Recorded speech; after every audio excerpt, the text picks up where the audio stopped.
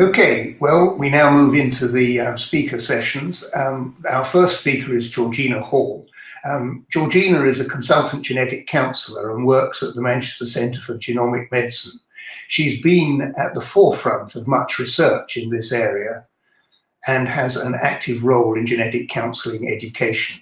When you've heard her presentation entitled Genetics, How Does It Affect You?, you will know why she has that role. Over to you, Georgina. It's so good to see you again.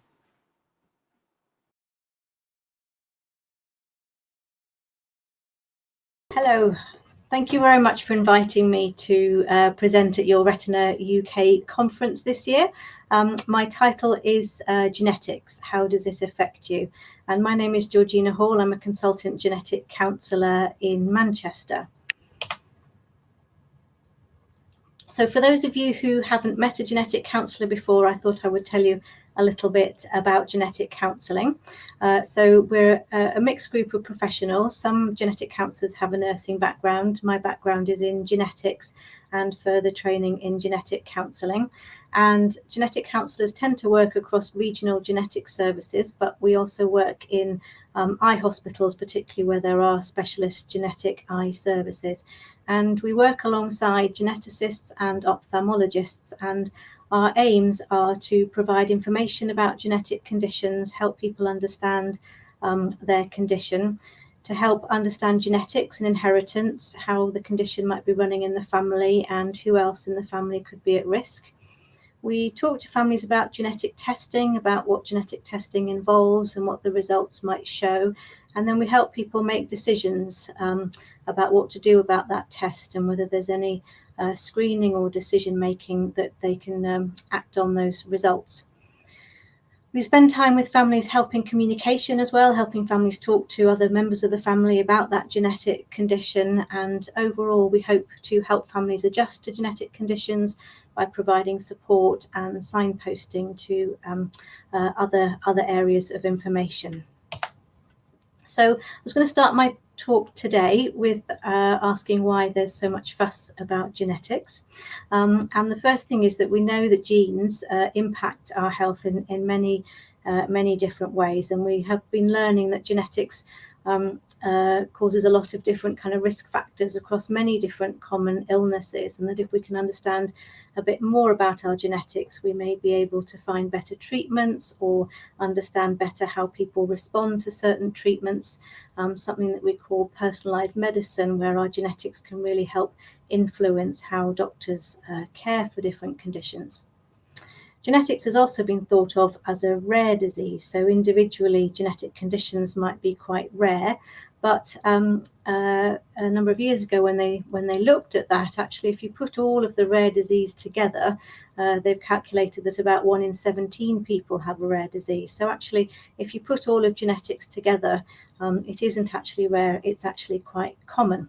So there's been a lot of talk about genetics, and one of the sort of really important breakthroughs was the Human Genome Project, where they mapped the first human genome, and that was in 2003.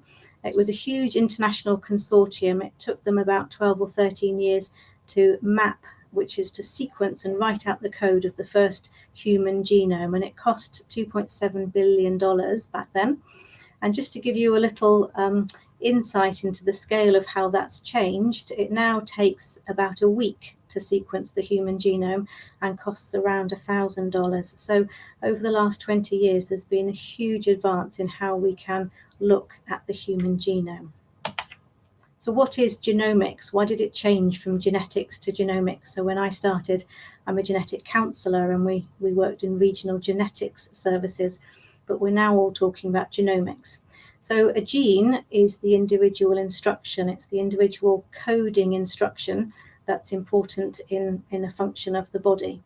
But we know now that actually the human genome, which is the whole DNA code, actually only 2% of the human genome actually codes for our genes.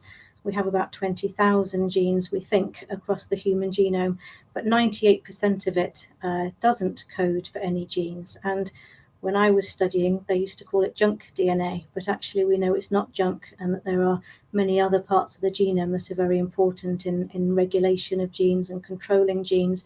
And so now that we've been able to access the human genome, we now talk about genomics, because we know that it's not just the coding part, the genetics, the genes that are important. In 2014, the NHS put a huge amount of investment into genomics, which was very exciting. This project called the 100,000 Genome Project that you might have heard of. It's run by Genomics England, and if you haven't visited their website and you're interested in genomics, I very much recommend that you do. This was a 5-year project where they aimed to sequence, which is to read the DNA code of 100,000 genomes, mostly in England, but around the UK. And as the kind of success from that research project, some of you in the audience may have taken part in that project or still be part of that project. Since that project completed its 5 years, the next stage was to look at how genomics could be brought into the NHS.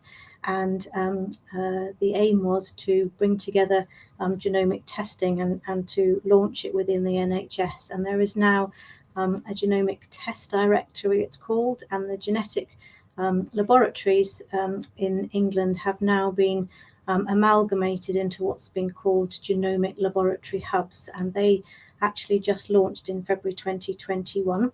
And the aim of having these standardized tests delivered through these genomic laboratory hubs is to centralize the funding for genetic and genomic testing, and to make access much more equitable for people with genetic conditions in the NHS. And we hope that it will also allow much more rapid integration of sort of technology into new tests like whole genome sequencing and rapid exome sequencing.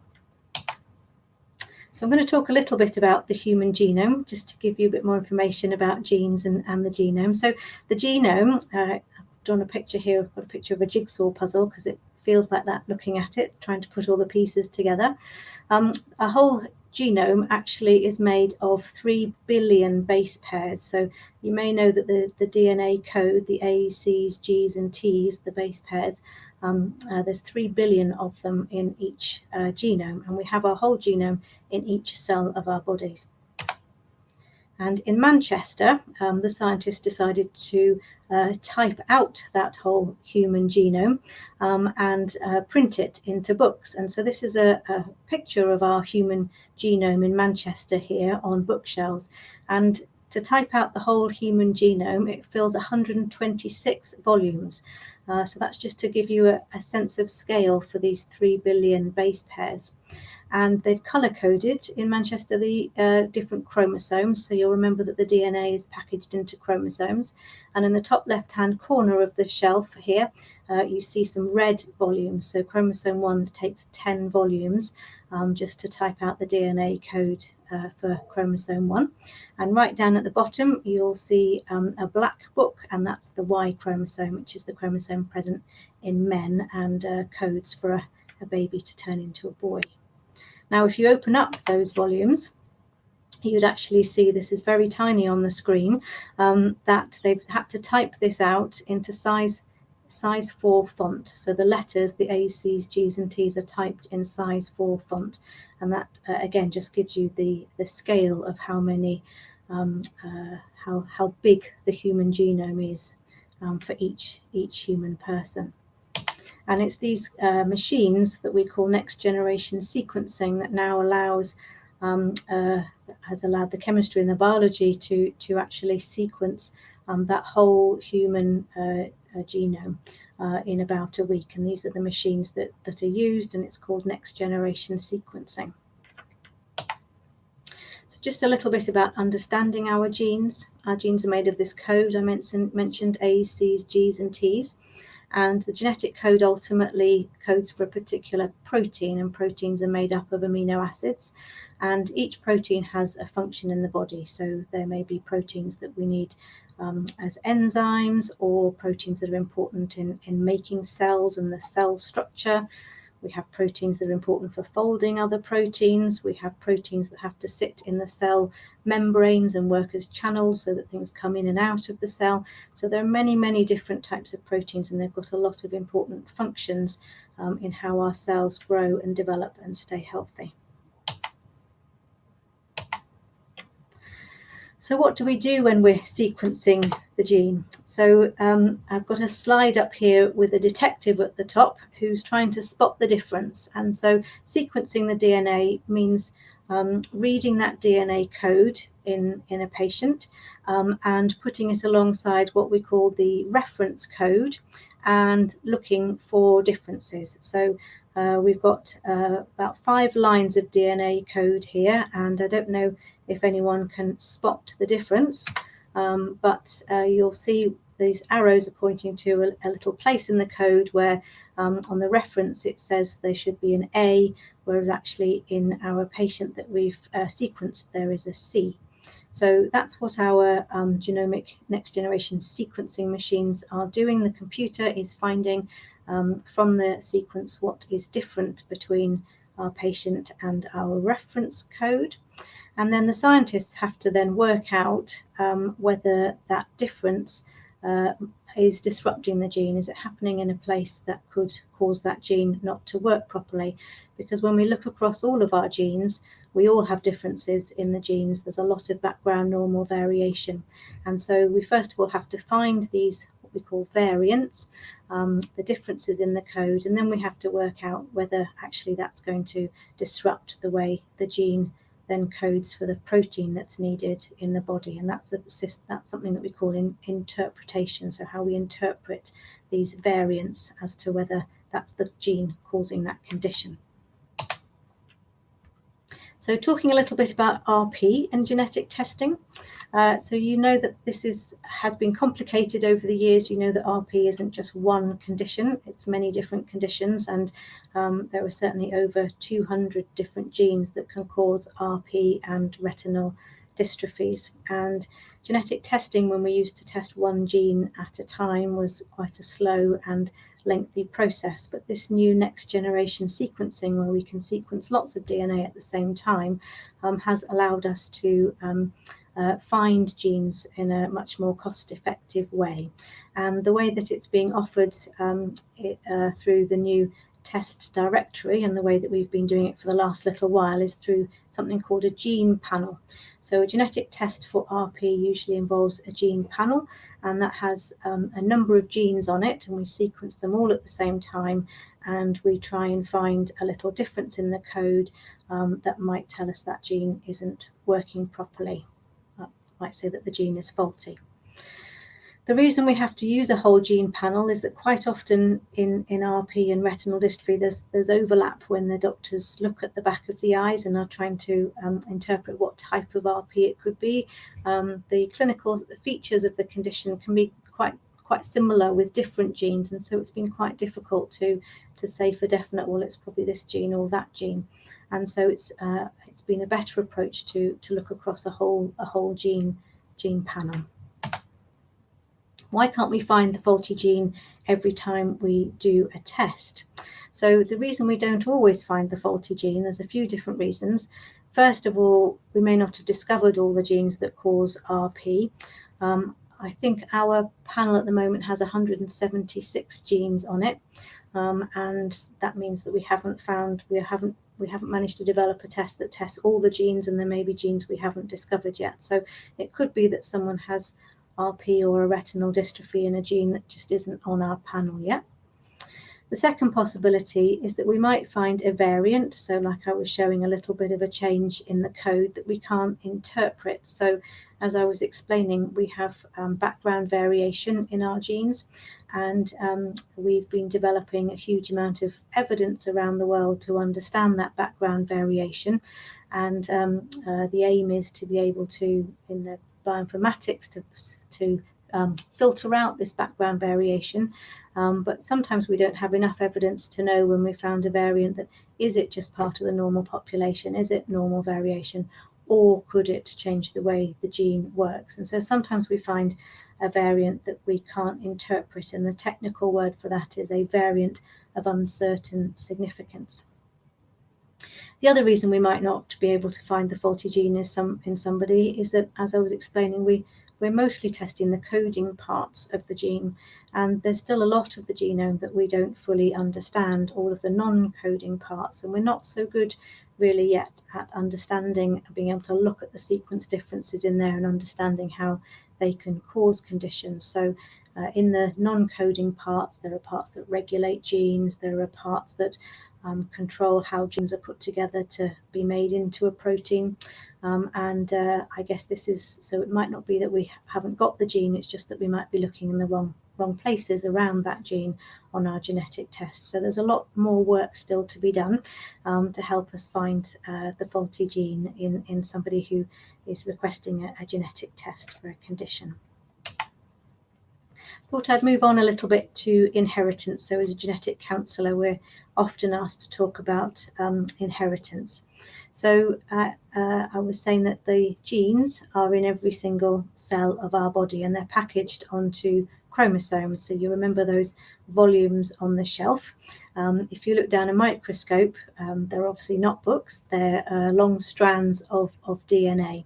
And there's a picture here that is the picture when you look down the microscope of our chromosomes, and they are basically long threads of DNA, and they've got little stripy black bits on them so that the laboratory can recognize them. And we've put them together in this picture, and you'll see that there are 2 copies of chromosome 1, 2 copies of chromosome 2, etc.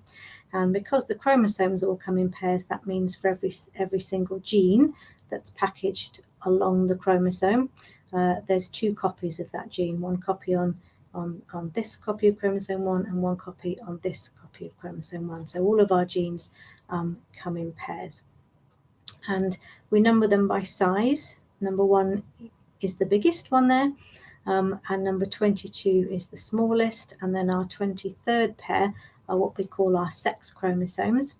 You'll remember from biology at school maybe that girls have 2 X chromosomes and boys have just the 1 X and also the Y chromosome, and the Y chromosome has that important gene to tell a baby to turn into a little boy. But otherwise, chromosomes 1 to 22 are the same in girls and boys. And when we have to pass on our genes every time we have a child, and we do that by copying the chromosomes, and we put just 1 copy of each pair into the egg and 1 copy of each pair into the sperm. So like this, 1 number 1, 1 number 2, 1 number 3, etc. So when the egg and the sperm come together, you've got a matching set for each pair of chromosomes, 1 from mum, 1 from dad for each pair.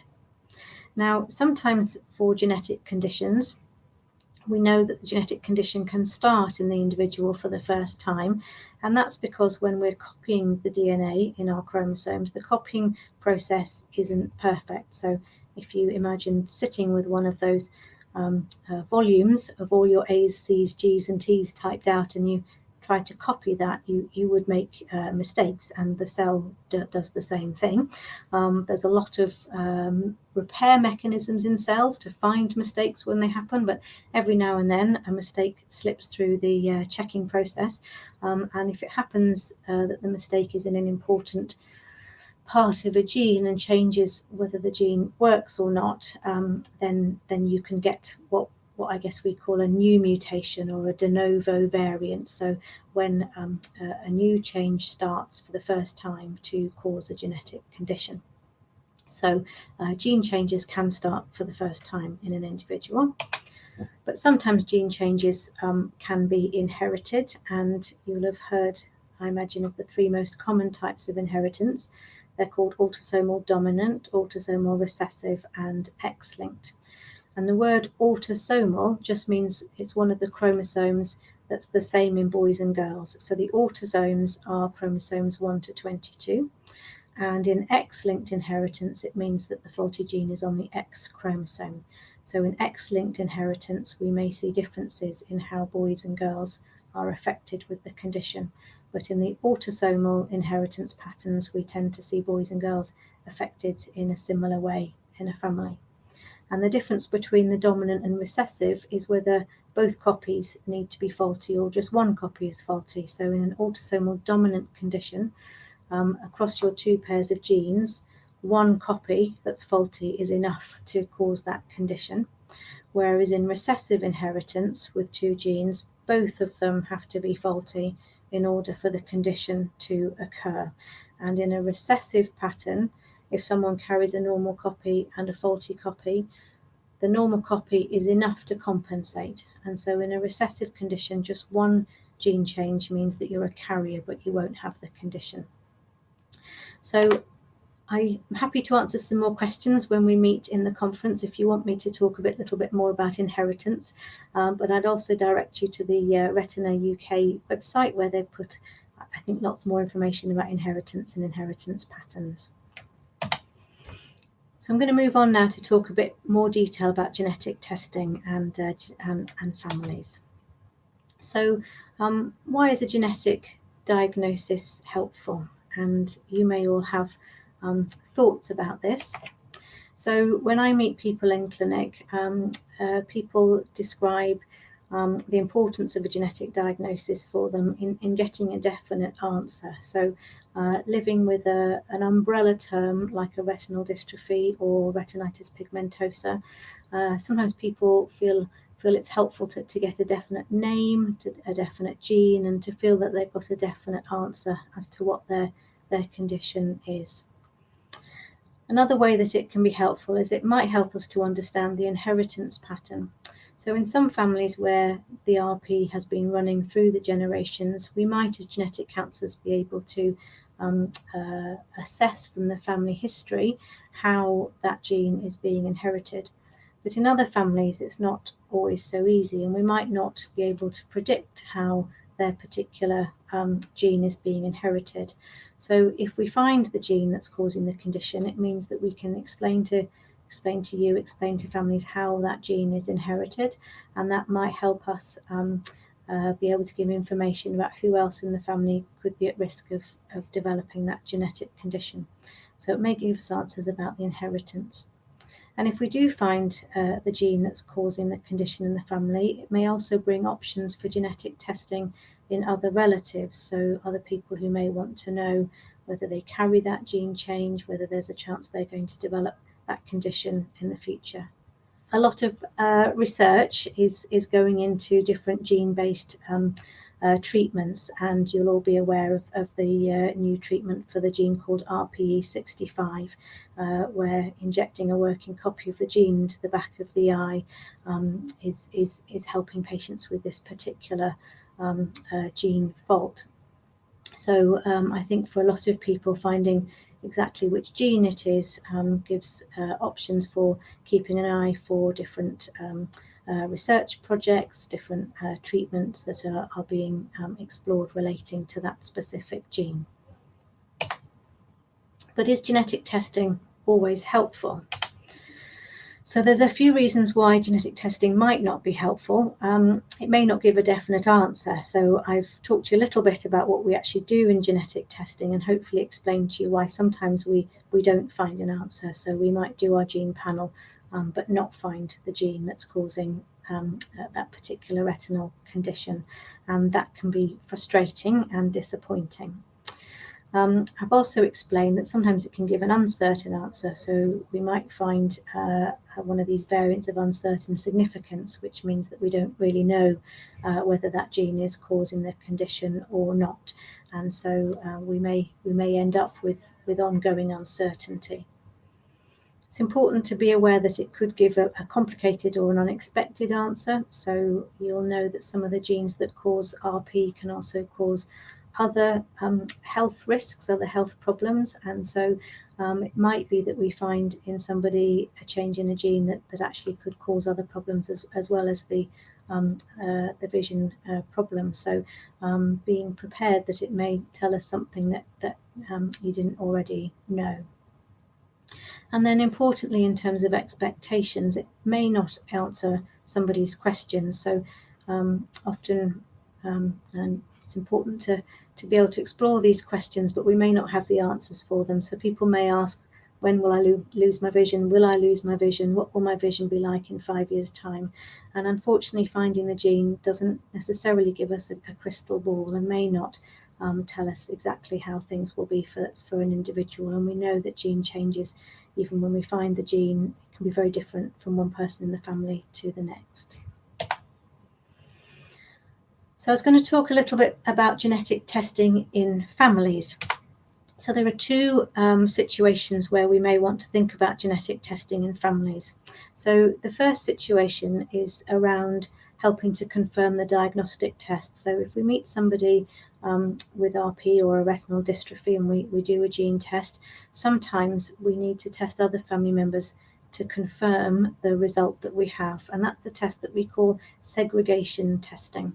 And it's most common in recessive genes, but we may sometimes want to do it in other types of inheritance patterns to try and get further evidence that the variant is segregating with the retinal condition in the family.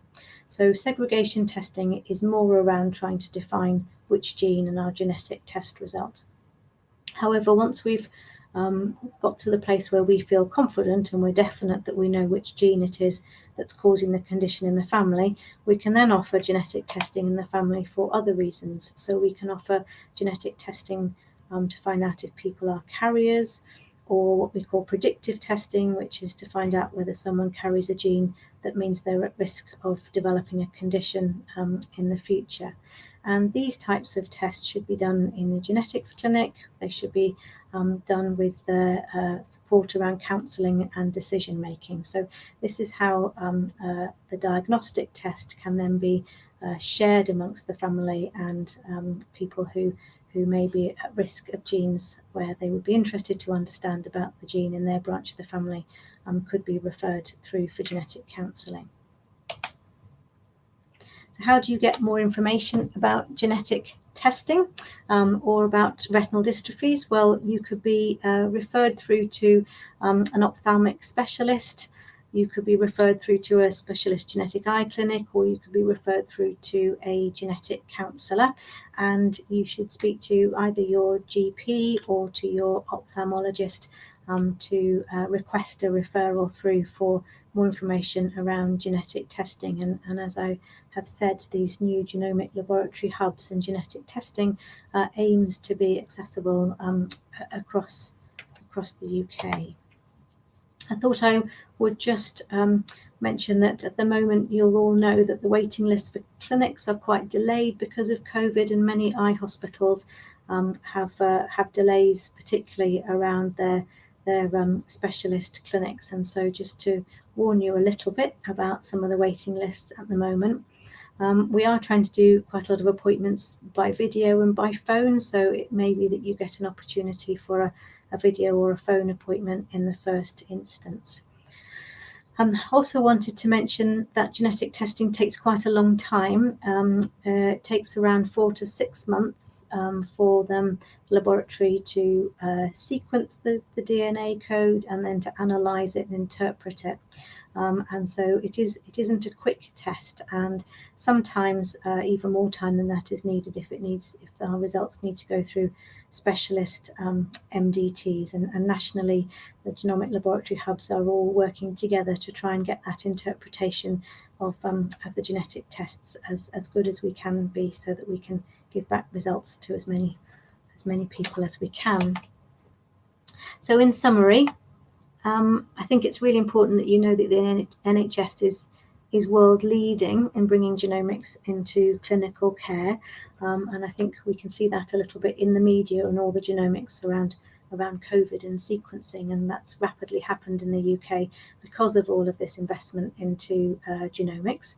So that's very exciting for us in the NHS. I also want to conclude with letting you know that the laboratory hubs have opened now. They started in February 2021. Again, it was a bit delayed because of COVID, but the aim for that is that funding is now centralised, which will hopefully make access to genetic testing much more equitable. but be patient because they have only just started.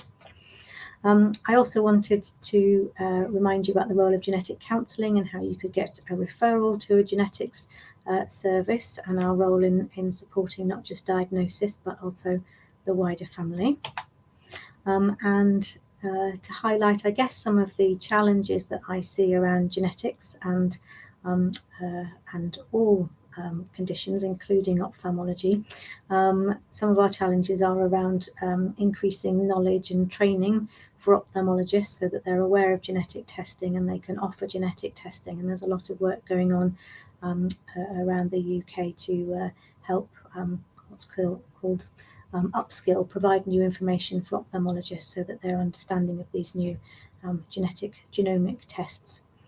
We're also developing some national working to help us get better at interpreting genetic results and finding more genetic changes so that we can find the answer for more and more families. And one of the next challenges will be expanding to this whole genome sequencing, so moving from a gene panel approach where we're just testing a group of genes to thinking about testing the whole genome and when that's going to be useful and how we can do that, particularly in families where our gene panel hasn't found the answer based on that panel test.